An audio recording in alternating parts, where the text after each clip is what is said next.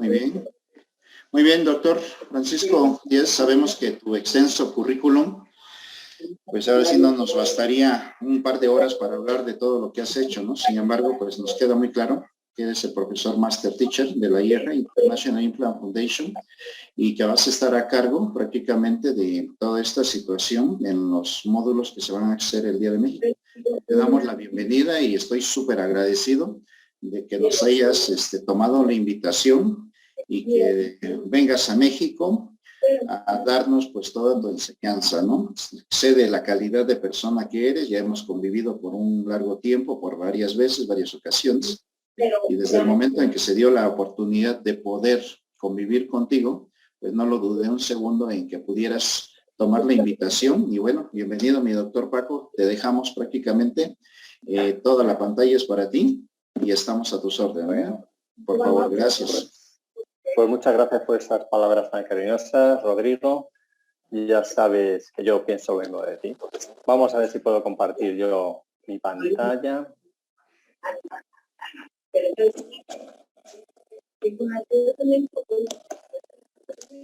A ver, creo que la veis ahí. ¿Se ve mi pantalla ya? Ya por favor, le comparte en pantalla. Por favor. ¿Se ve mi pantalla? Gracias a todos. ¿Podríamos cerrar nuestros micrófonos, por favor? Gracias. ¿Se puede ver mi pantalla ya? Sí, ¿se ve? Sí, listo. ¿Se ve? Bueno, pues vale.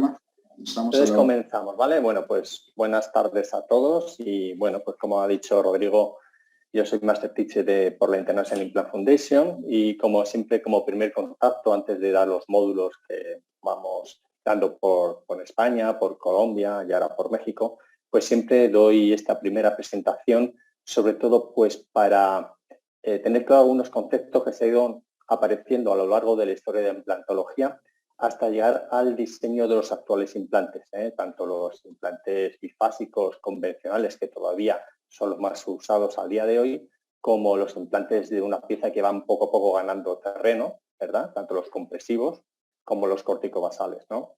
Entonces, bueno, ya saben ustedes que la implantología estratégica es una técnica que utilizamos un implante basal con unas características muy específicas y que con este tipo de implantes, si lo sabemos utilizar bien, podremos rehabilitar prácticamente cualquier paciente en tan solo 3 días sin necesidad de hacer ningún tipo de regeneración, ¿vale? Solamente utilizando el hueso basal remanente, ¿vale? Entonces, pues bueno, pues poco a poco vamos siendo cada vez más usuarios que seguimos este tipo de filosofía, este tipo de trabajo, con las grandes ventajas que ofrecemos a nuestros pacientes y gracias a estos cursos, pues bueno, pues vamos llegando cada vez a más colegas de distintos países, ¿vale?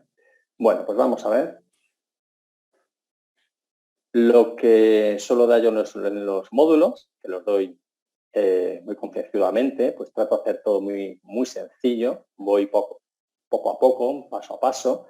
Y entonces, bueno, desde el punto de vista quirúrgico, pues tenemos que repasar la anatomía, pues se trabaja en áreas de trabajo mucho más remotas a lo que estamos acostumbrados con los implantes convencionales. Utilizamos implantes mucho más largos, de 20-23 milímetros, que son medidas bastante usuales en este tipo de implantología para poder anclar estos implantes en corticales más idóneas.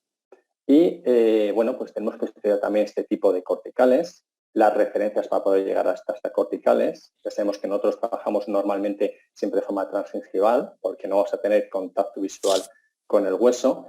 Tenemos que aprender a palpar mucho, reconocer esas áreas de trabajo que hemos estudiado en nuestro TAC.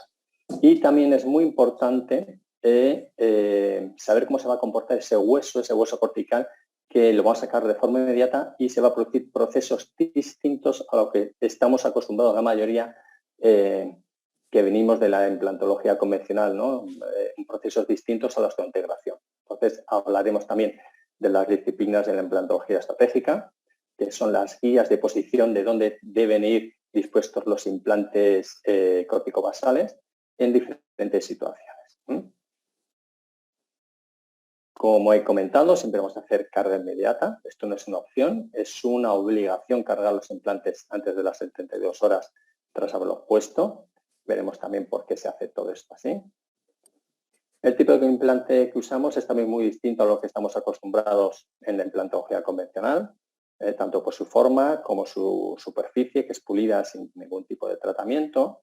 Y bueno, pues existen en el mercado varios tipos de implantes basales, pero el que usamos nosotros es uno que tiene, es este que aparece en la pantalla, que tiene unas características específicas y que este particularmente es un modelo que es para cementar la prótesis, también hay modelos que son para atornillar y como veis tenéis unas espiras muy agresivas en la punta, que eso va a facilitar la inserción y obtener el máximo anclaje a nivel de la cortical.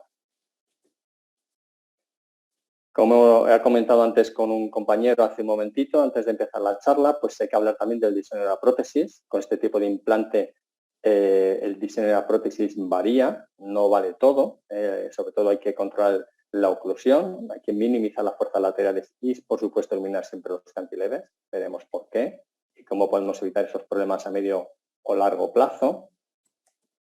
Y todos estos apartados que están muy bien definidos por la International Implant Foundation, que como ya ha comentado el doctor Rodrigo, lo encabeza el doctor Ide, pues va a ir desarrollándolo toda la implantología estratégica, ¿no? Entonces, estas bases, esos conceptos son los que vamos a ir ver poco a poco muy detenidamente. Entonces, hoy vamos a empezar con un pequeño repaso en la historia de la evolución de los implantes y, sobre todo, saber la diferencia, lo que es un implante convencional, un implante basal y un implante corticobasal, ¿vale? Que tiene sus diferencias que tenemos que tener claro, ¿vale? Entonces, pues para llegar a los implantes actuales, pues ha habido dos caminos muy diferenciados en la implantología y cada uno de los implantes tiene unas características determinadas basadas en unos conceptos también determinados, ¿vale? Tenemos los implantes bifásicos con tratamiento de superficie, con distintos pasos de rosca, que quedan sumergidos en el hueso. Tenemos también otros que tienen el cuello pulido, que se quedan más supraóseos, ¿verdad? Tenemos los implantes de una pieza, con la ventaja de evitar las conexiones protésicas atornilladas con sus correspondientes filtraciones. Tiene sus ventajas. Y también tenemos los implantes corticobasales, que son de una pieza también. Los hay también para atornillar, pero lo que sobre todo se caracteriza es que son lisos, no tienen tratamiento de superficie y solamente tienen esas roscas a nivel apical. Como he comentado, son muy agresivas, son mucho más agresivas que el resto de los implantes y son los únicos que funcionan como retención. Y es donde realmente se va a transmitir la carga, a diferencia del resto de los implantes que se puede transmitir a lo largo del cuerpo, ¿verdad? Entonces, como veis, también es un implante que es mucho más delgado y, por tanto, también va a ser más flexible. Bueno, y la clave para entender estos procesos biológicos, pues tenemos que entender también, como ya sabemos, que hay dos tipos de hueso, ¿verdad? El hueso alveolar y el hueso cortical. Y cuando usamos implantes bifásicos, pues vamos a utilizar nuevamente un implante con tratamiento de superficie. Se va a quedar este implante en el hueso esponjoso, que va a facilitar, este hueso va a facilitar que se vaya integrando por el tratamiento de superficie también, y este hueso va a crecer hacia los huecos de la superficie del implante, ¿verdad? Entonces, y después de ese periodo de integración, pues vamos a conseguir un implante que se anquilose en el hueso.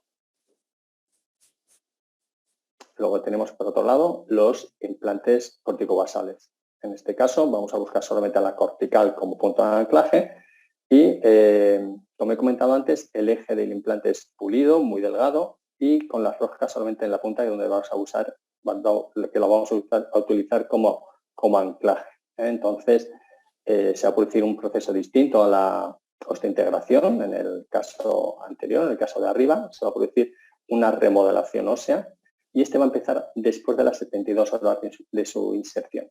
Por eso es muy importante ferulizar los implantes antes de este tiempo y cargarlos antes de este tiempo también.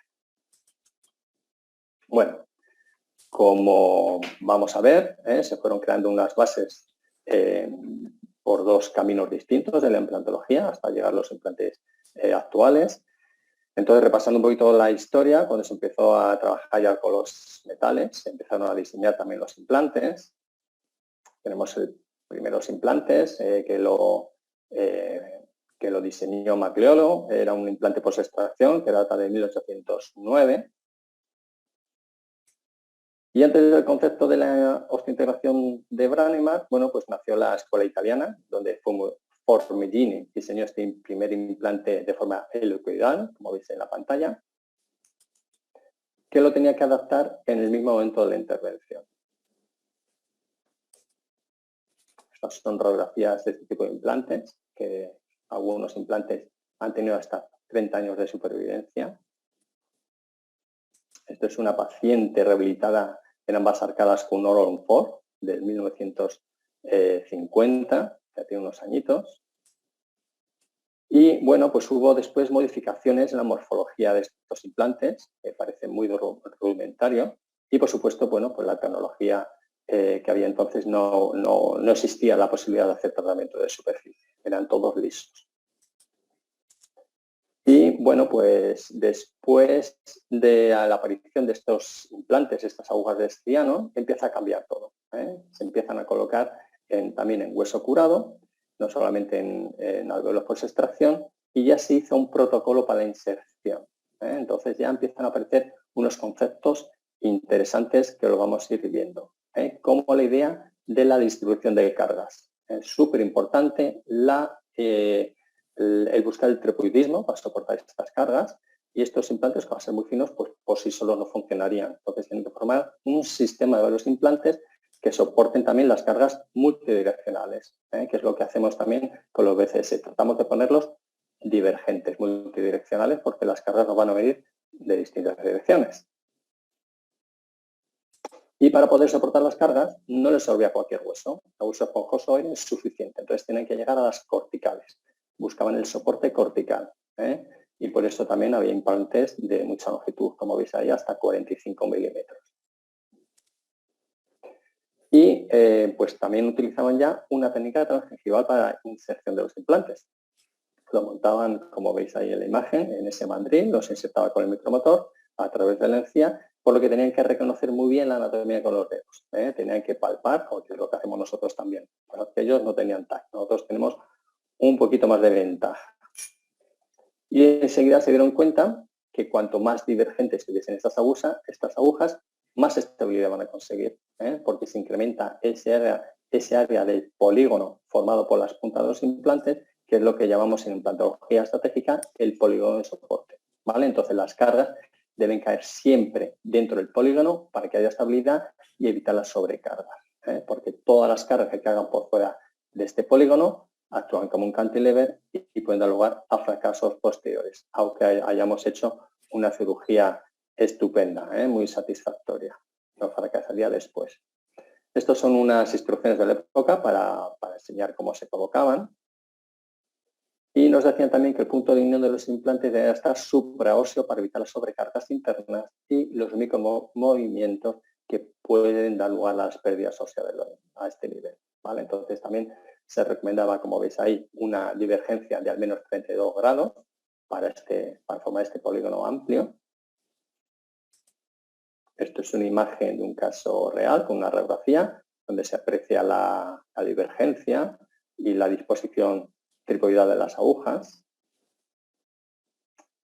Y fijaros en estas imágenes cómo era muy necesario saber, conocer la anatomía, y como he comentado, sin tomógrafo como hacemos ahora, vemos cómo hacen el bypass al nervo dentario en el lado izquierdo, en el lado derecho se evita el seno maxilar, la divergencia de las agujas y bueno, pues la ventaja también de ser implantes tan finos porque se puede esquivar mejor estas áreas anatómicas que no queremos tocar. Nuestros implantes son un poquito más gruesos, de 2 milímetros, pero bueno, son mucho más delgados en comparación con los implantes más convencionales, ¿no?, que estamos acostumbrados la mayoría de nosotros.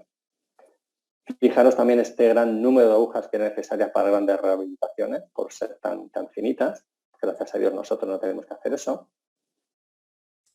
Es un caso ya más actual en color, en el que se colocan las agujas de forma transgingival y se realizan inmediatamente con soldadura y después con la prótesis. Por lo que se suma también la importancia de la ferulización.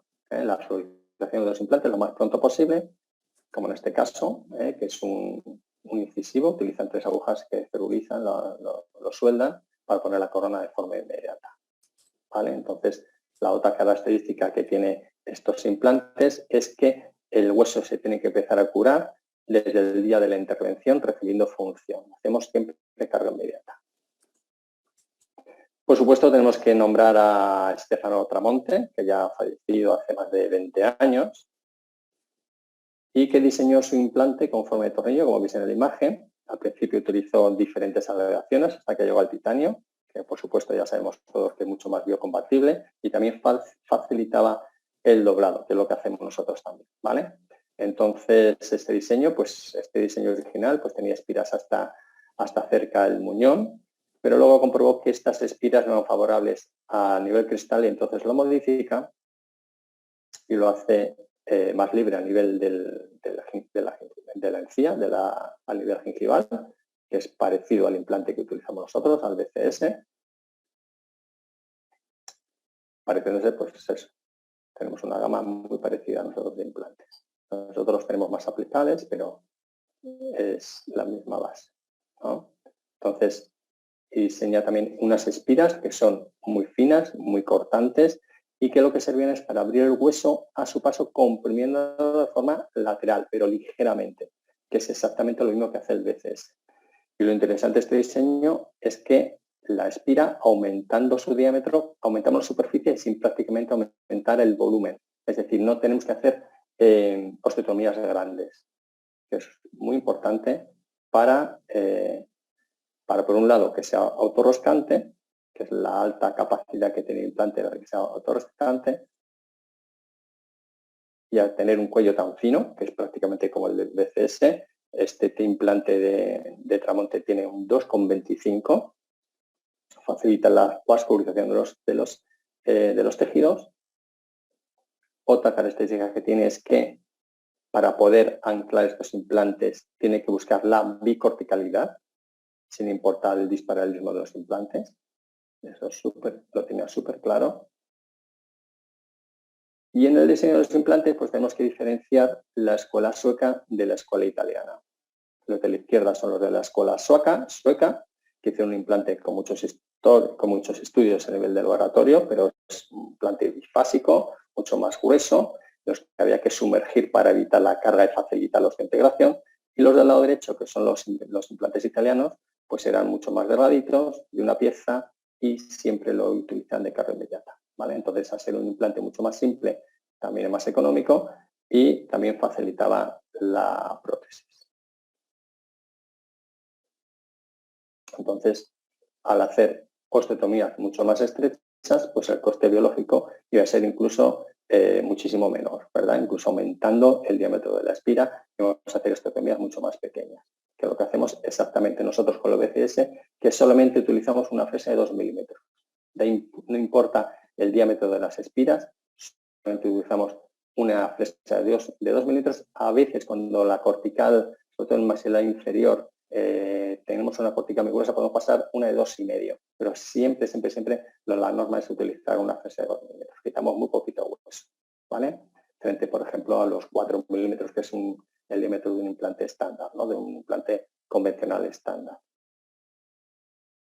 Entonces, al ser también un implante mucho más fino, pues vamos a evitar las regeneraciones que se requieren al utilizar un implante mucho más grueso, como es estos de estilo sueco, que además los tenemos que alojar 100% en el hueso. Ya vemos que nosotros no es estrictamente necesario que todo el vástago del implante esté cubierto de hueso. Bueno, esta imagen es para explicar también la importancia de colocar los implantes multidireccionales, porque va a contrarrestar mucho mejor las fuerzas que van a ser multidireccionales también, que es lo que hacemos exactamente igual con los BCS, al contrario que con los implantes bifásicos, que bueno, yo he tenido también, me compré un montón de aditamentos para intentar ponerlos todos muy paralelos, ¿verdad? Entonces, con esto es otra filosofía distinta. Y también, pues bueno, se dieron cuenta la importancia de que sea siempre un sistema antirrotatorio, Entonces, para eso utilizan más de un implante, como aquí veis en la imagen que aparte de un implante más grueso, utilizan una aguja, ¿no? Para evitar la rotación. Luego, más adelante, aparecieron también las láminas de Lincoln, que estas se colocaban abriendo un pequeño cogajo y se utilizaba la turbina para abrir la hendidura. Entonces, buscaban siempre que podían el apoyo cortical, pero claro, es mucho más difícil que todo el implante descansara en la cortical porque son implantes mucho más extensos. Pero lo que sí que se dieron cuenta es que la lámina Zimmer funciona siempre muchísimo mejor en los casos más aparentemente más complejos, ¿no? Que son las crestas más estrechas, porque casi todo el hueso va a ser cortical. Entonces, el implante quedaba totalmente corticalizado. Entonces, cuando se insertaba este tipo de láminas en hueso esponjoso, pues los resultados eran peores, ¿no? Entonces, por eso se prioriza hueso cortical sobre el esponjoso, al ser siempre un hueso mucho más duro, que da más estabilidad y soporta mejor las fuerzas laterales, como lo podéis ver en la imagen, ¿verdad? Y también sabían la importancia de la estabilización, por eso se ayudaron de los dientes vecinos, la curación del hueso estabilizando el implante. Otros casos que podéis ver cómo ferurizaban estos implantes a los dientes vecinos. Tenemos también el implante de garbacho. Como veis, este implante también tiene espiras apicales, también muy autorroscante, y el objetivo siempre es llegar a una cortical. Estas son las instrucciones de la época para colocarlos, donde se resaltaba la posibilidad de colocarlos en crestas muy estrechas y con muy poquito trauma y siempre con carga inmediata. Hoy en día todavía tenemos fieles a este tipo de implante, como esta doctora que la sigo yo por Facebook. Es muy interesante ver cómo resuelve estos casos complejos también con este tipo de implante. Pero en este caso, si os fijáis, busca el apoyo cortical sin traspasar la cortical. Como veis ahí en los cortes, llega a la cortical y luego los feruriza para crear una unidad en el sistema. En este caso utiliza la soldadura intraoral. Otro caso, otra imagen, que podemos ver la destreza para buscar ese apoyo cortical, se apoya sin llegar a traspasarlo. Y en la radiografía panorámica, como veis, que parece que están los implantes paralelos, pues cada implante tiene su inclinación para buscar la cortical ideal y que se quede lo más estable posible, ¿vale? Otro caso, para reemplazar este diente 26, por ejemplo, y evitar una elevación sinusal, pues hace carga inmediata poniendo dos implantes. Como veis ahí, uno más fino en la cortical más gruesa, que es la cortical nasal, y luego un poquito más, o del otro implante mucho más grueso, una cortical un poquito más débil, que es la del seno maxilar, que es algo muy parecido a lo que hacemos nosotros con los BCS, pero siempre atravesando la cortical. Y si nos apoyamos en la cortical vestibular o palatina, en el caso del implante más grueso, mucho mejor, porque las corticales del seno suelen ser poco fiables, que lo iremos viendo también. Entonces, lo que se caracterizaba en todos estos implantes que hemos visto es que todos eran pulidos. Y además se adaptaban al hueso existente, ¿vale? Entonces no hacían ningún tipo de regeneración ósea y eran exitosos. Y bueno, pues aunque seguro que hubo muchos errores, pues gracias a los aciertos, pues se pudieron recoger estos conceptos que funcionaron muy bien en su momento y algunos de ellos lo utilizamos todavía en implantología corticobasal, ¿vale? Por lo menos en el sistema nuestro. Y lo mismo ocurre con las características del implante, que utilizamos las características que mejor funcionaban. Con la diferencia es que nosotros lo que buscamos es la osteofijación y para eso tenemos que perforar la segunda cortical, la cortical opuesta por la que entramos, la crestal, y nos pasamos unos milímetros al otro lado atravesamos la cortical y atravesamos con el implante también un poquito el otro lado de la cortical, ¿vale? Un camino totalmente distinto es el que coge Brånemark. Aparentemente facilita todo, simplifica todo la colocación de los implantes. El implante en este caso se queda solamente en hueso esponjoso, mucho más sencillo, implantes más cortos.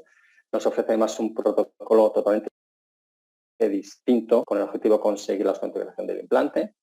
hace sus experimentos con animales. Nos dice que para que se produzca la osteointegración tiene que haber muy buena estabilidad primaria, que eso es bueno para cualquier implante, pero que tenemos que reducir al máximo los micromovimientos. Entonces, claro, es mucho más fácil conseguir esto con un implante bifásico que lo vamos a dejar enterrado y libre de cargas, ¿vale?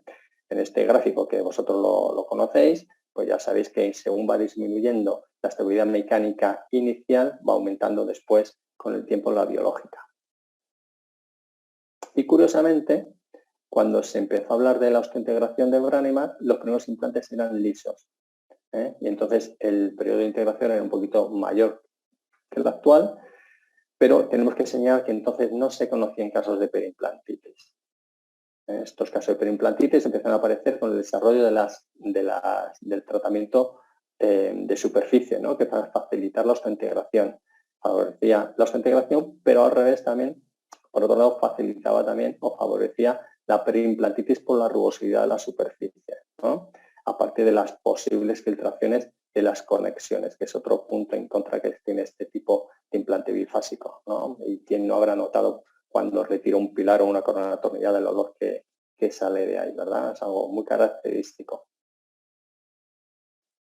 Bueno, pues para la idea de la osteointegración ya lo sabemos nosotros que tiene que haber un pequeño espacio entre el implante y el hueso para permitir que el hueso crezca hasta el implante.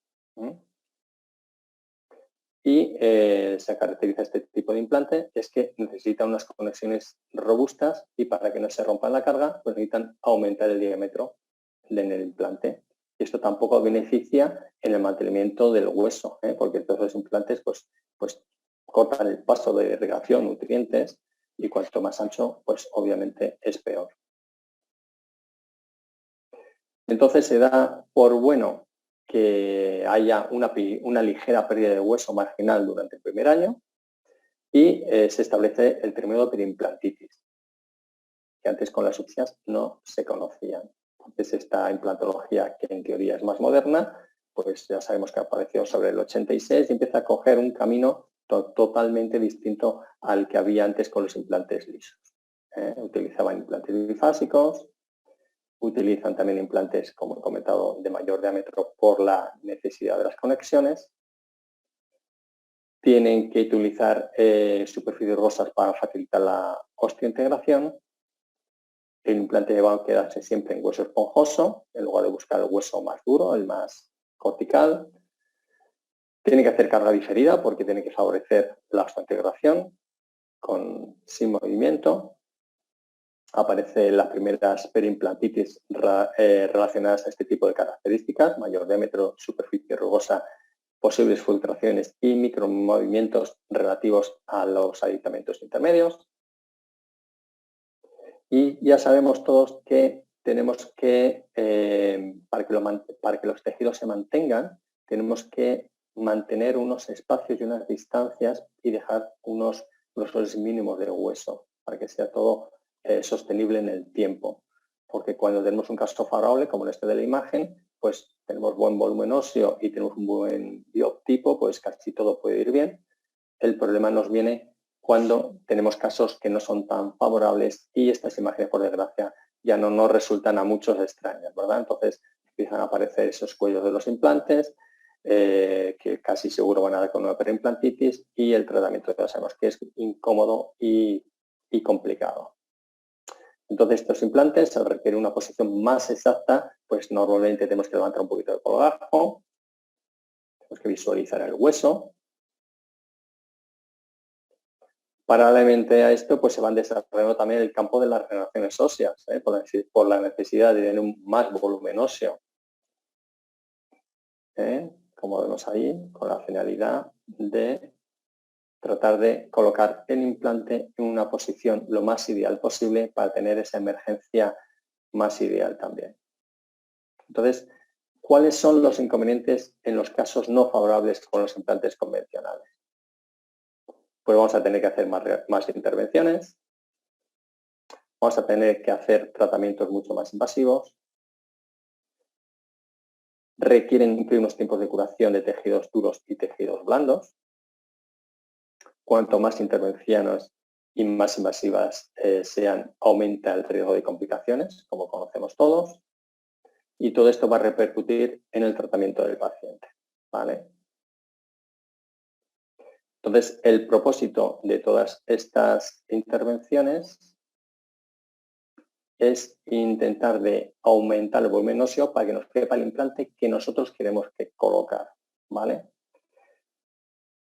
Al contrario que hacemos con los BCS, que elegimos el implante que se adapta a la anatomía. Entonces, la duda que le surge al paciente es cuánto tiempo vamos a necesitar para conseguir ese diente funcional que está buscando. Bueno, estas son la diferencia entre implantología tradicional y estratégica, que no dependemos con la estratégica de la cantidad de hueso. Vamos de la implantología tradicional va a estar delimitada siempre por la cantidad de hueso que disponga. Tenemos unos límites, como ya conocemos, cavidad nasal, el seno maxilar. Obviamente el dentario es límite para todos, también para la estratégica. Tenemos que saber cómo podemos pasarlo cerca sin rozarlo. Y bueno, que vamos a siempre osteofijar, el implante en la córtica.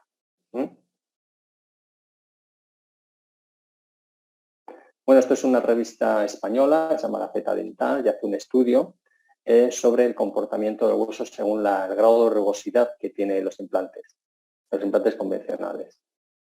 Entonces nos dice que los implantes de superficie lisa solamente nos van a servir para mejor acondicionamiento de los tejidos blandos. Bueno, resalta la importancia de la rugosidad en la superficie del implante para conseguir una buena osteointegración, aunque siempre los peores resultados van a ser en el hueso de 4, que es el que nosotros huimos también. Y cuanto más rugosa sea la superficie, más propenso a tener periimplantitis. Y a veces cuando tenemos situaciones parecidas a esta, pues no cabe ningún tipo de tratamiento de recuperación. Toca quitar todo y empezar de cero. Consecuencias de la periimplantitis.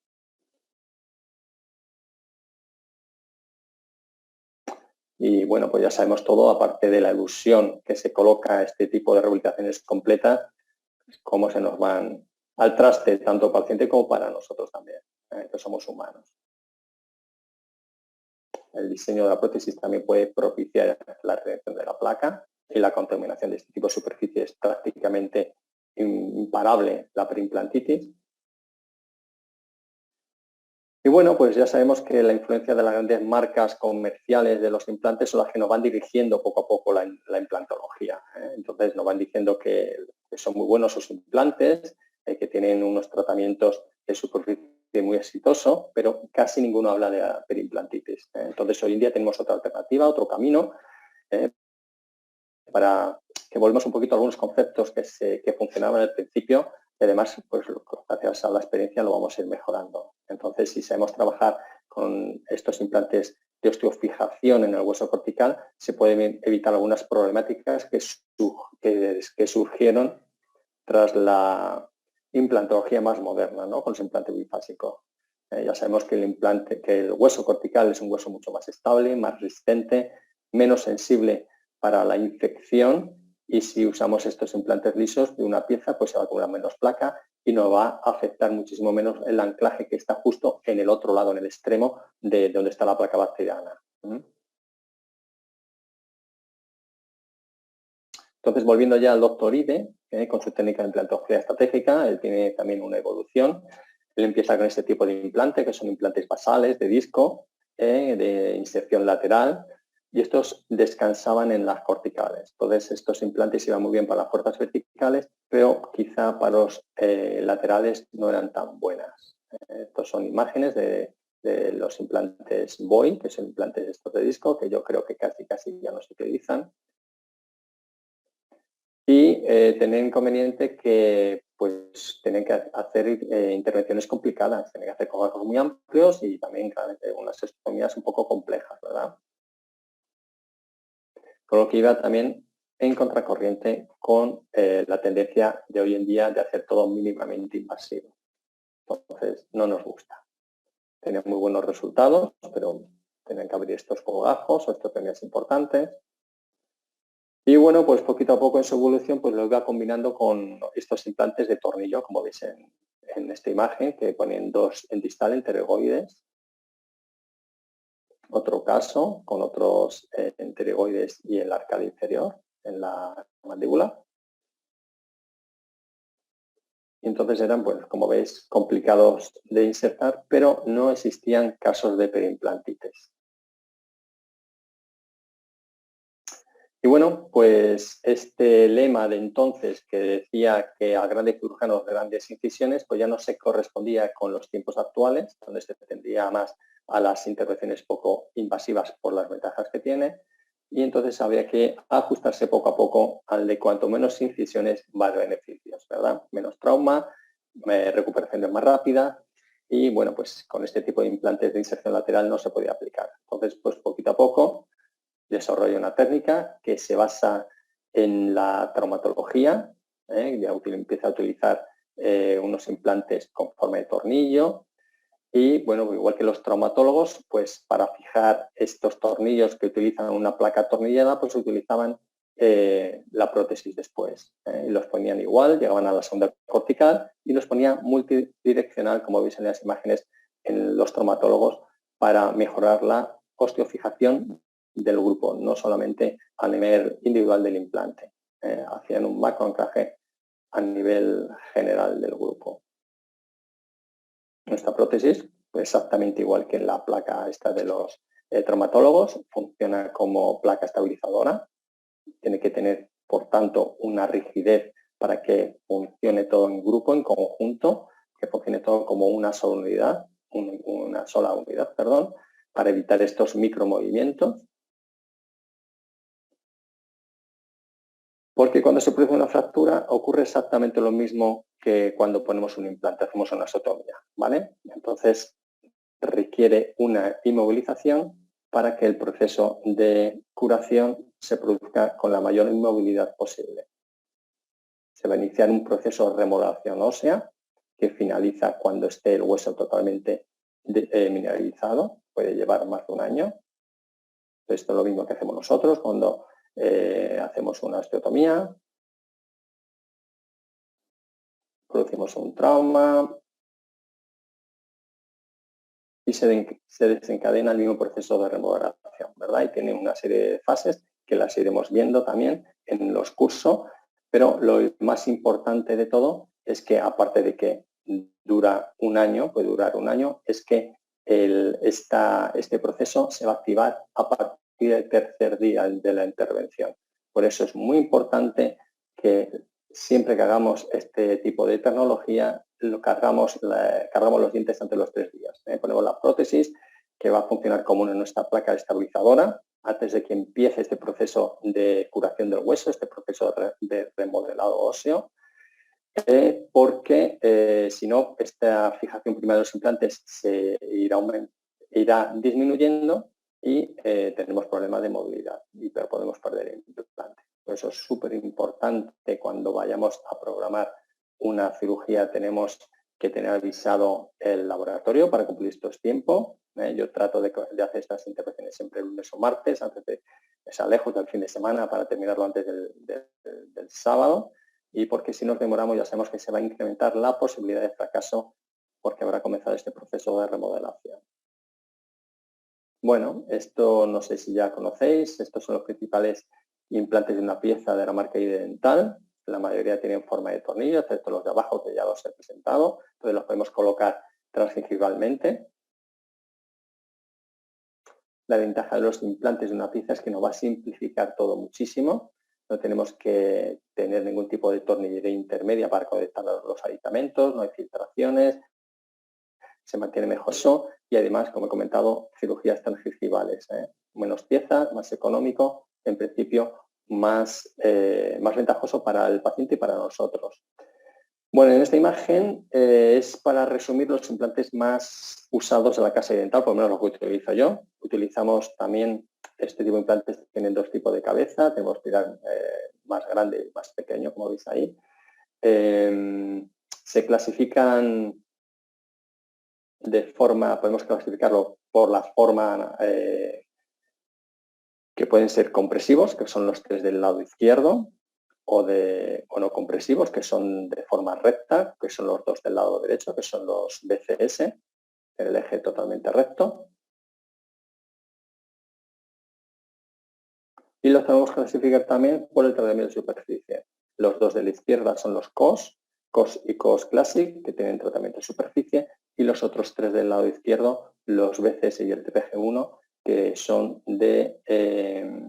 sin tratamiento de superficie, son lisos nada más. Entonces, cada uno tiene su indicación y tenemos que saber cuál es lo iremos viendo en los cursos, cuál es la indicación de cada uno de ellos.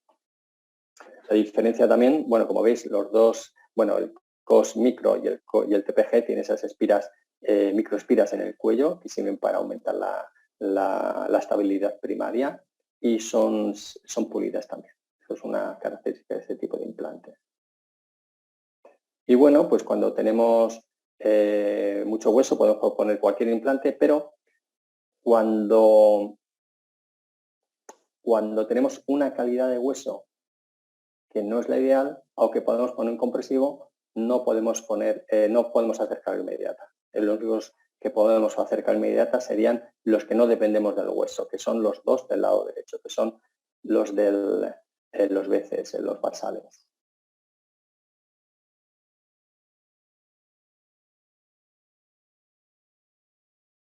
Si tenemos poca densidad, aunque podemos poner los implantes, ocurre lo mismo. Podemos colocar cualquier implante, pero la carga inmediata no está indicada. Perdón, me equivoco. En el primer caso, que ya me estoy confundiendo, en el primer caso, cuando tenemos poco volumen, no podemos poner un compresivo, solamente podemos poner BCS, y cuando tenemos poca densidad, sí podemos poner cualquiera, pero no podemos hacer carga inmediata de los compresivos, lo he dicho al revés. Vale, esta es la característica del COS micro, que es como he comentado antes, un implante que tiene casi todo el cuerpo con tratamiento de superficie. Y este es el BCS, que es un implante que es pulido y lo podemos poner en cualquier tipo de hueso con unas características muy particulares y la filosofía de trabajo es totalmente distinta, ¿vale? Entonces, este implante sí lo podemos utilizar, por ejemplo, en alveolos con infecciones, porque el anclaje no va a ser ahí, no vamos a ir un poquito más allá, no vamos a ir a la cortical más lejana. Entonces, al ser pulido, tampoco nos va a afectar la adhesión de las bacterias que se pueden encontrar por el camino. Además, nosotros lo embarrulamos muy bien con betadine y nos permite doblarlo, al igual que el COS, pero todavía un poquito más, sobre todo los más largos, que son mucho más flexibles. Normalmente cuando hablamos de implantología estratégica siempre hablamos de implantes de este tipo, de implantes BCS, o algún colega utiliza algún COS, yo particularmente solamente utilizo los BCS. Y bueno, pues como es un implante un poquito más distinto y más raro quizá para la mayoría de nosotros, es lo que yo me centro más en los cursos. Como he comentado antes, existe 2 tipos de medidas de pila. Estos son TAT, también existe otro modelo que es para atornillar. El eje estándar son 2 milímetros. Hay que tener cuidado también con los más cortos, que eso no nos permite tanto el doblado. El de la derecha, por ejemplo, es imposible, te llevarías el hueso y el torque máximo aconsejable para esta inserción de este tipo de implantes son los 80 milímetros, ¿vale? Para evitar fracturas a nivel del cuello. Bueno, las longitudes van desde los 8 milímetros a los 38 y el diámetro también desde el 2,7 hasta los 12, aunque normalmente el estándar son el de 3,5. No todas las longitudes tienen los mismos grosores, por eso tenemos que tener siempre un catálogo para no equivocarnos en las medidas. Y bueno, pues igual que los tornillos que están clavados en cualquier superficie, pues podemos ver que según la longitud que alcancen, pues vamos a encontrar distintas durezas. Y lo mismo ocurre con los implantes. Entonces, según el implante que coloquemos y según la profundidad que vamos a llegar, pues el comportamiento de los implantes va a ser distinto. Entonces, al lado izquierdo tenemos el implante bifásico, que queda totalmente sumergido en el hueso. va a estar prácticamente todo insertado en el hueso esponjoso, solamente se va a estar en contacto con la cortical crestal, porque lo que busca es la zona de integración. El del medio es un implante basal pulido con apoyo solamente en la cortical, que puede ser suficiente para algunas cargas, pero no para todas, como voy a enseñaros ahora un poquito más adelante. Y el de la derecha es un implante BCS, pero en este caso lo vamos a fijar en la sonda cortical atravesando la cortical, que es como trabajamos en la mayoría de las ocasiones en implantología estratégica. Hacemos osteotomía mucho más profunda, dejamos caer la fresa al otro lado y además vamos a anclar el implante atravesando la cortical, para que asome un poquito la puntita del implante al otro lado del hueso. Estos dibujos vienen a representar los micromovimientos que puede sufrir un implante convencional en carga inmediata, cuando está insertado, como ya sabéis, en el hueso esponjoso y solamente con el contacto en la cortical. Y entonces las variables de este esquema son la densidad alta y baja del hueso cortical y también del esponjoso. Entonces lo que muestran son los movimientos del implante según el tipo de hueso. Entonces cuanto más, como es lógico, cuanto más densidad haya en ambos tipos de hueso, más retención primaria y menor micromovimiento va a haber, que es el dibujo de abajo a la derecha. Y cuando tenemos una densidad del esponjoso baja y la cortical, como es una cortical, la cortical es un hueso un poquito más duro que el hueso esponjoso, lo que va a funcionar es de fulcro, al tener más resistencia, que es el dibujo que podemos ver arriba a la izquierda. Entonces, ¿cómo podemos evitar estos movimientos laterales independientemente del hueso esponjoso? Pues muy sencillo, atravesando la segunda cortical y al estar en contacto con ambas corticales disminuyen los movimientos laterales. Vamos a verlo ahora en el siguiente dibujo. Con este experimento, estos tornillos, es fácil de entender que el tornillo de la izquierda, si se apoya solamente en la cortical interna, en este caso en el tubo, en la parte interna del tubo, pues va a aguantar muy bien las fuerzas intrusivas, pero el de la derecha tendrá mucho más resistencia tanto a los movimientos laterales como a verticales o en cualquier otro sentido que nos vengan las fuerzas. Y esto es importante porque tenemos que tener en cuenta que cuando rehabilitamos un paciente con implantes y están todos ferulizados bajo la misma prótesis, habrá situaciones durante la masticación donde habrá contactos anteriores o en un lado, solamente unilaterales. Y entonces habrá implantes que se le aplicará directamente a la fuerza intrusiva, pero también se van a producir movimientos, fuerzas de extrusión en el lado opuesto, bien sean anteriores, posteriores o en el lado lateral. Es decir, si hacemos fuerza en las áreas distales puede haber movimientos extrusivos en la parte anterior, viceversa, y en el lado lateral igual. Si hacemos fuerza en el lado derecho, puede haber fuerzas extrusivas en el lado izquierdo, ¿vale? Eso lo tenemos que tener en cuenta y eso casi nunca lo vemos descrito en la literatura. Bueno, estas imágenes vemos cómo están colocados dos implantes, uno convencional y un BCS en situaciones ideales. El BCS está anclado en la cortical nasal para contrarrestar mejor las fuerzas, como he explicado hasta ahora. Y bueno, pues el implante del lado izquierdo ya sabemos que dependemos de las características del hueso. Si es denso, si es menos denso, vamos a encontrar más variaciones, cosa que no vamos a ocurrir con la cortical basal. Vamos a ir directo a la cortical y va a ser siempre estable en el tiempo, ¿no? Ya sabemos que el hueso esponjoso tiene más facilidad que pueda variar en el tiempo por las afecciones que pueda afectar, que pueda sufrir el diente, ¿no? De infecciones, estado periodontal, etcétera. Además, al ser un implante mucho más delgadito, como he comentado antes también, si va de menos al medio, tendremos una mejor vascularización y el mantenimiento de los tejidos duros y blandos pues será más exitoso. ¿Pero qué ocurre cuando tenemos crestas delgadas?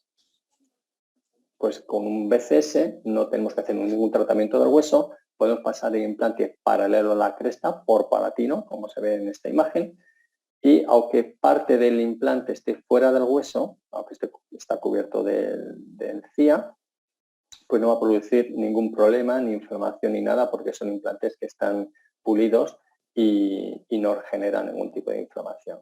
No necesitamos ningún tipo de regeneración y no dependemos, por tanto, del hueso. Porque vamos a elegir un implante que se adapte directamente al hueso exigente, al hueso presente. El problema que tenemos es que vamos a tener que saber cuál es la llave ideal, cuál es el implante ideal para cada situación. Entonces, el problema que tenemos es que, bueno, problemas relativos, que vamos a necesitar mucho stock. Tenemos que estudiar muy bien nuestra anatomía, nuestro stack, para poder encontrar el implante ideal para esa maxilar, ¿no? Bueno, esto es otra comparativa con implantes convencionales, implantes casos reales. Fijaros la angulación que tenemos que poner con implantes convencionales para evitar algunas áreas. Podemos hacerlo muy bien, podemos resolver muy bien los casos, así es como yo lo hacía hace muchos años. Pero tenemos que poner más aditamentos intermedios para corregir esas angulaciones. Entonces son más tornillos que se pueden aflojar, más costes que van a repercutir sobre el presupuesto del paciente y a veces es una auténtica locura tener que armar este puzzle de tornillos. A veces gastamos más horas en armar una prótesis de este tipo o en tomar medidas que en poner los mismos implantes. En comparación con este tipo de tratamiento que es que está resuelto con implantes basales cementados, la simplificación de una rehabilitación completa sin tornillos intermedios, aunque tenga diferentes angulaciones, nosotros podemos paralelizar doblando el pilar para buscar la inserción fácil de la prótesis.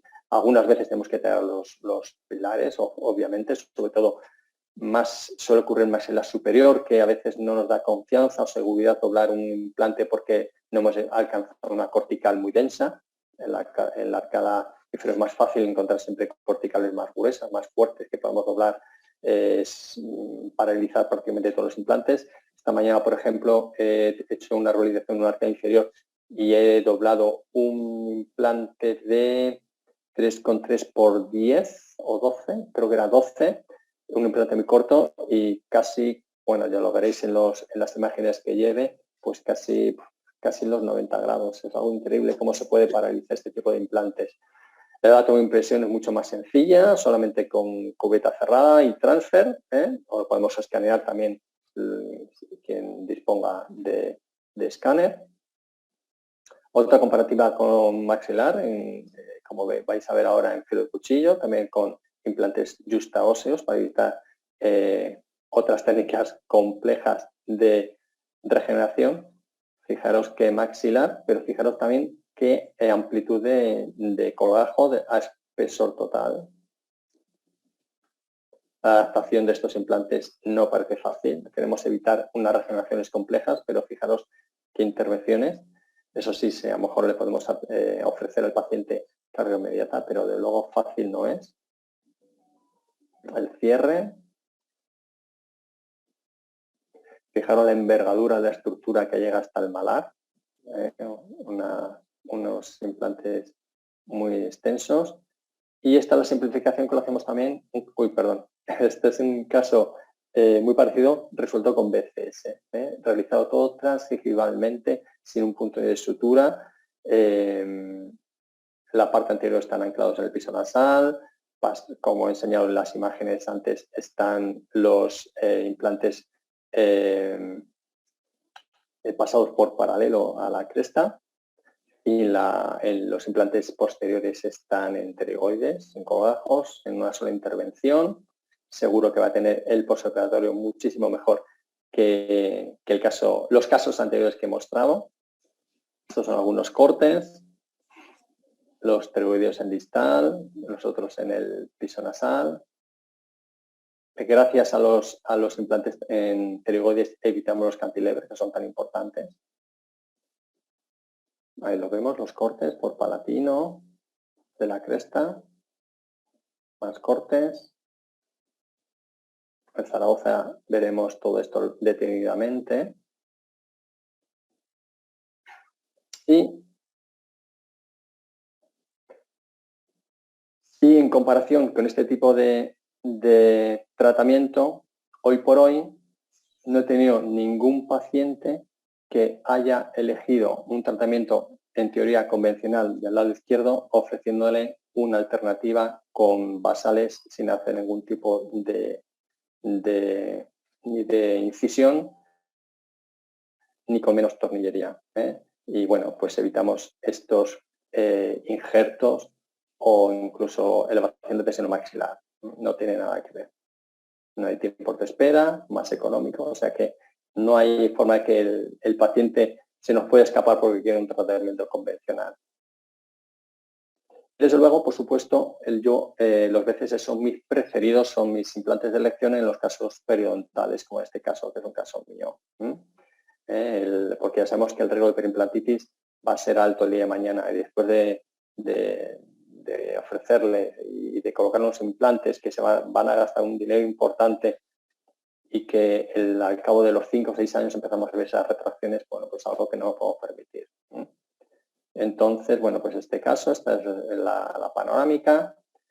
El problema tiene mucho gusto en general, la problemática que tenemos es a nivel de los sectores posterior superiores en ambos lados. Entonces, bueno, pues yo hace pues, más de 10 años probablemente le hubiera propuesto una elevación de seno bilateral y utilizar los implantes bifásicos con una alta probabilidad de preimplantitis. Entonces, bueno, pues hoy en día pues tenemos otras alternativas. Bueno, estos son los cortes. Este es el lado derecho, en el que vemos que hay muy poquitos milímetros, dientes con infecciones, tiene quizá algo de sinusitis. Parte anterior, aquí no hay problema de hueso. En el lado derecho, lo mismo, poco hueso, dientes periodontales. En la parte inferior lo único que habría que tener en cuenta un poquito es la anatomía, pero bueno, podríamos poner cualquier tipo de implante también, pero fijaros sobre todo la cortical, qué grosor y qué estabilidad nos van a dar unos implantes basales. La parte anterior, eso normalmente lo tenemos todo, cada mayoría de los pacientes lo tienen con una alta densidad, y el cuarto cuadrante, el lado derecho inferior. Esta es la orientación normal o más común en implantología estratégica cuando se realiza una arcada inferior. Se colocan 4 implantes entre los fanones mentonianos, inclinados con las líneas, inclinados hacia la línea media, y otros 4 posteriores en distal, 2 a cada lado. Normalmente los anclamos en la cortical lingual. Y en la parte superior pues nos anclamos en el mejor hueso. Normalmente, casi siempre, vamos a poner 6 implantes en la parte anterior anclados en el piso de la nariz.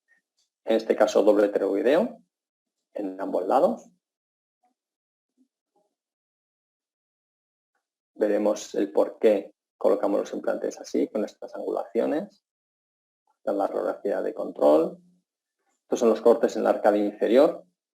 Normalmente siempre vamos a atravesar las corticales. En este caso eran corticales tan densas que el implante se quedaba trabado. Como veis que las otomías en alguno de ellos, sobre todo en los del centro, ¿verdad?, eran más largas, más profundas, que luego se queda el implante, pero que se queda trabado de la gran densidad del hueso. Casi me ocurre lo mismo en la parte de arriba. Casi siempre se atraviesa la cortical, excepto los dos del centro, que por la alta densidad se suelen quedar un poquito más cortos a nivel de la espina nasal, que eso está permitido dentro de la implantología córtico-basal. Otro caso, que es para rehabilitar este sector posterior, con este molar que está ahí totalmente perdido, con alta movilidad, es un diente periodontal. Los cortes, como veis, aquí no hay nada de hueso. Y así es como se rehabilitó. Un pteroideo en distal, otro en piso de seno, otro en piso nasal. Carga inmediata, solucionado en 3 días. Tenemos que saber cuáles son las corticales y la disposición de cada uno de ellos. Y cómo tenemos que hacer para llegar a esas corticales. Las referencias, cómo tenemos que tocar. Eso es lo que vemos en las charlas. Otro caso, en este caso es un caso para rehabilitar inferior.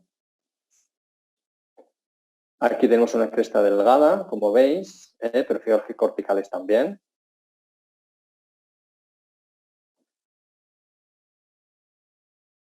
Aquí en este otro lado tenemos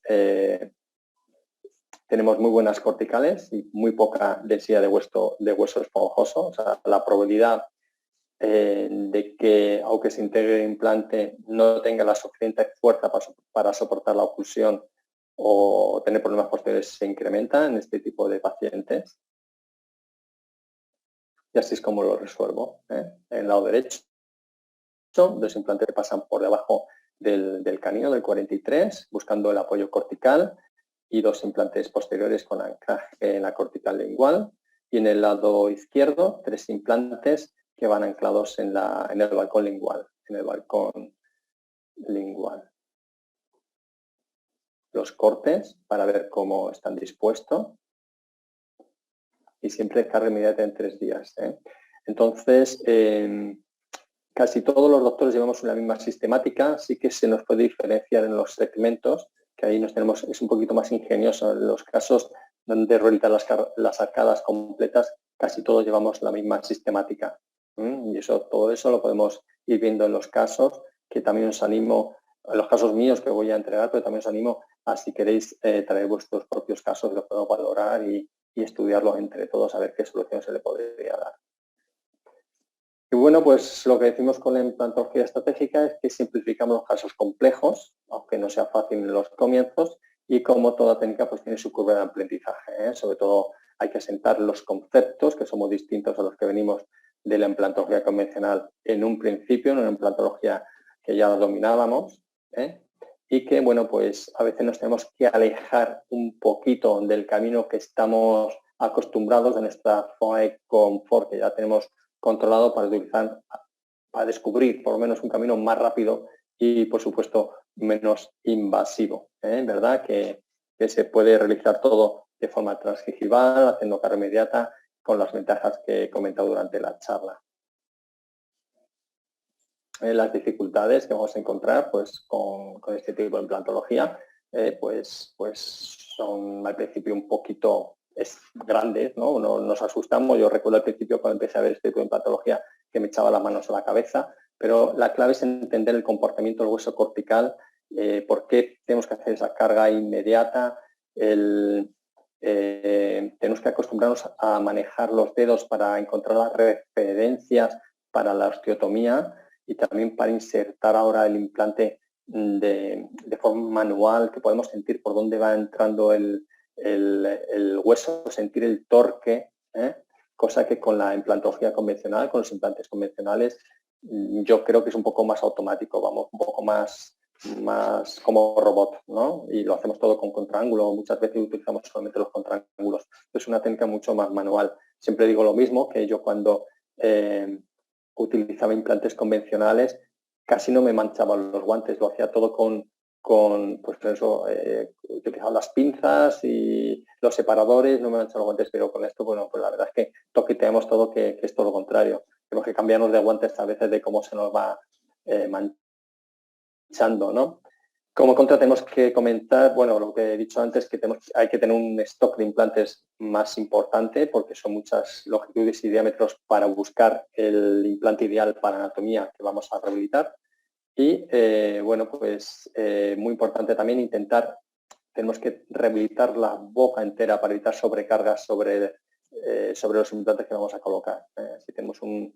Si tenemos ausencias en el lado opuesto que vamos a rehabilitar, probablemente tengamos problemas. Tenemos que rehabilitar toda la boca para tener éxito a largo plazo. Y bueno, pues nada más. Esto es todo.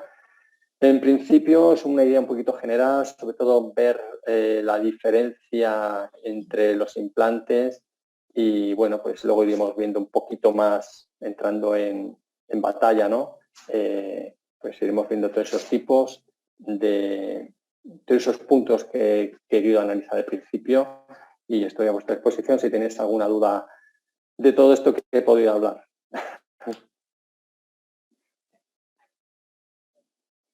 No sé si me oyen. Se escucha, doctor.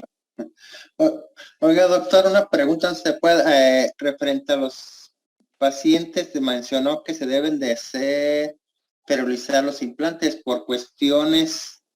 El paciente, yo puse un implante en la arcada inferior, en premolar, creo, o molar, pero el paciente no ha regresado, nomás vino rápido hace como un mes y no lo ferilicé, pero está todavía, pues dice los revisiones y el sonido y sigue escuchándose igual o más, un poquito más fuerte. ¿Pero qué implante utilizaste? Un COS. Bueno, pues esto, claro, son cosas distintas. Yo todo lo que he estado hablando hasta ahora, he hablado sobre todo centrándome en los BCS, ¿no? Que son los implantes de una pieza que son lisos. El COS, como es un implante que es un compresivo con tratamiento de superficie, es un implante que lo que buscamos es la osteointegración. Entonces, si tienes un hueso muy denso, pues quizá puedes hacer carga inmediata, y si no tienes que dejar, es lo contrario, tienes que dejar un periodo de integración, ¿no? Para que esto se integre el implante. Son cosas distintas. Sí, nomás era una duda que yo tengo, porque el paciente no ha venido para ponerle su provisional de carga inmediata, pero porque no puede y se sigue escuchando un poco más el sonido más rígido. No, es nada más la pregunta si no pasa nada. Normalmente, de mi punto de vista, salvo que encuentres, vamos a ver, que cada uno eso ya es según su experiencia, ¿no? Pero yo en principio un diente posterior con un COS no lo cargaría de forma inmediata, me daría un poquito de miedo. Yo prefiero dejar un poquito de tiempo de esta integración, ¿no? Sí, está, mándame un mensaje, echarme el mensaje. Ok, si es que la anterior, eso es lo que nos habían dicho, por eso. Claro, otra cosa es que tengas varios implantes. Si tienes varios implantes y que los puedes ferurizar, y entonces va a quedar un sistema mucho más fuerte y quizás sea menos aventurero, ¿no? Hacer la carga inmediata. Pero un unitario con un COS hay que tener mucho cuidado. O por lo menos poner la corona provisional en infraoclusión, ¿verdad? Sí, perfecto. Pues nada más es la duda. Muchas gracias, doctor Francisco, y muchas felicidades. Gracias. Sí, doctor, una pregunta. Dígame. Sí, mire, yo soy el doctor Vizcarra y son dos cosas. Una es referente a lo que comentó también ahorita el doctor Joaquín. Entonces me parece que alcanzó a explicar un poco de lo que era mi pregunta. ¿Cuál es la indicación para cada una de las superficies? La superficie lisa y la superficie tratada. ¿Qué indicación específica para cada uno? Y lo otro que escuché que dijo que habían doblado un implante de 3 milímetros de diámetro que lo habían doblado. Entonces, según a lo que sé, que solamente hasta 2.7 milímetros de diámetro lo puedes doblar. Esa es mi duda. A ver, todos los implantes BCS se pueden doblar, excepto los que sean más cortos. Los que son más cortos no se pueden doblar. Los que tengan la imagen que enseñó antes, hay un implante, si quieres lo buscamos, es un implante. A ver, vamos a ver si lo encuentro. Vamos a ver. La ventaja de los BCS es que se pueden doblar todos. A ver. Entonces, es que no puedo ver todo porque, a ver si puedo quitar yo estos.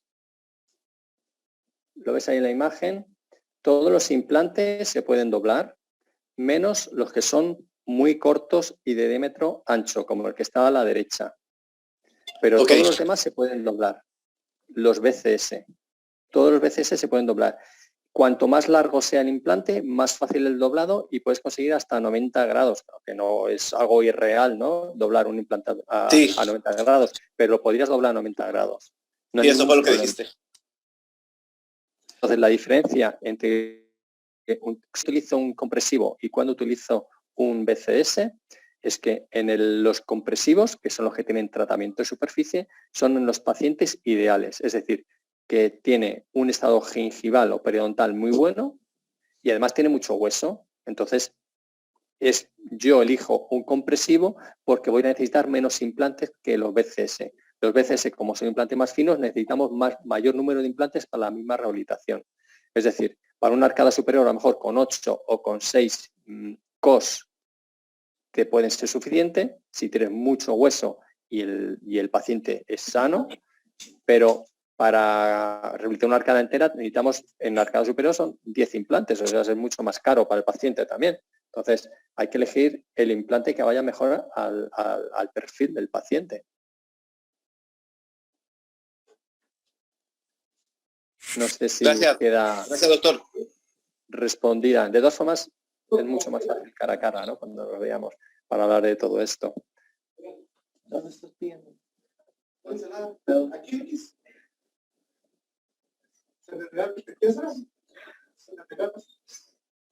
No sé si tiene alguna otra pregunta.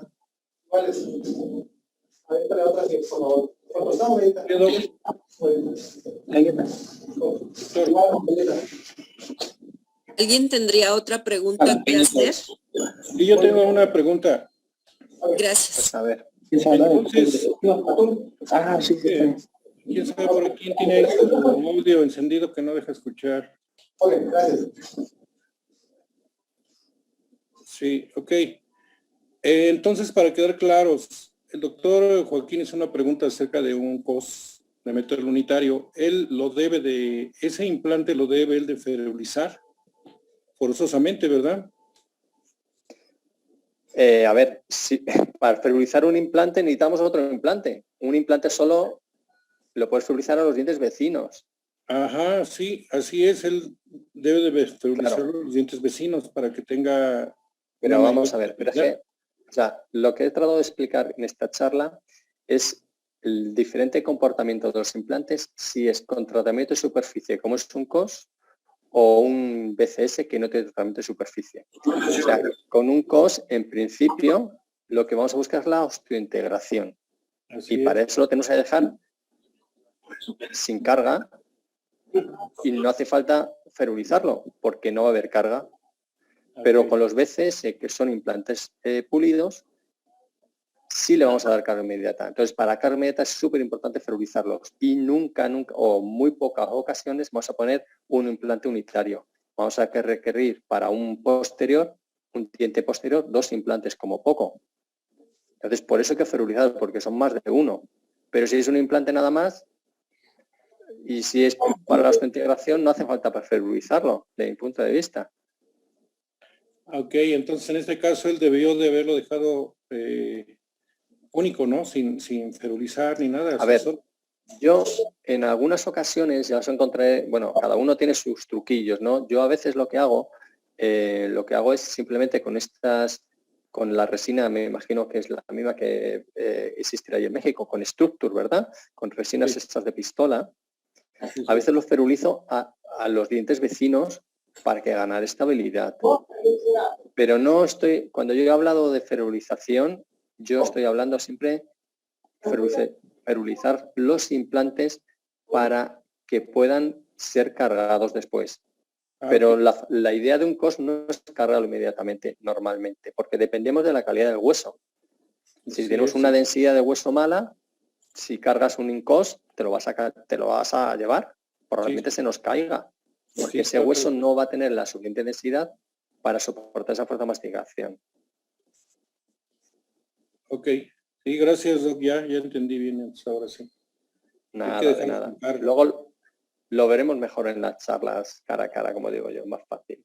Más fácil preguntar y responder. Muy bien, gracias. De nada. ¿Alguien más tendrá alguna pregunta? Bueno. Creo que no.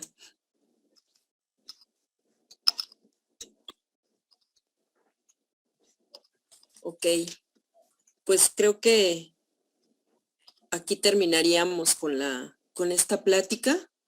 Y pues bueno, les recuerdo también que para el jueves tenemos otra charla y pues les estamos enviando el link correspondiente. No sé si alguien tenga algún comentario. No. Sí, ¿me podrías decir con el día del jueves a qué fecha? Es el 22, doctor. Ah, sí, gracias. Sí, les mandamos la información también. Sí, gracias. Carmelita. Dígame, ¿quién me habla? Soy el doctor Víctor. Buenas tardes a todos, buenas tardes al doctor Díez. Pues yo Muy buenas, solamente Víctor. comentar, Encantado.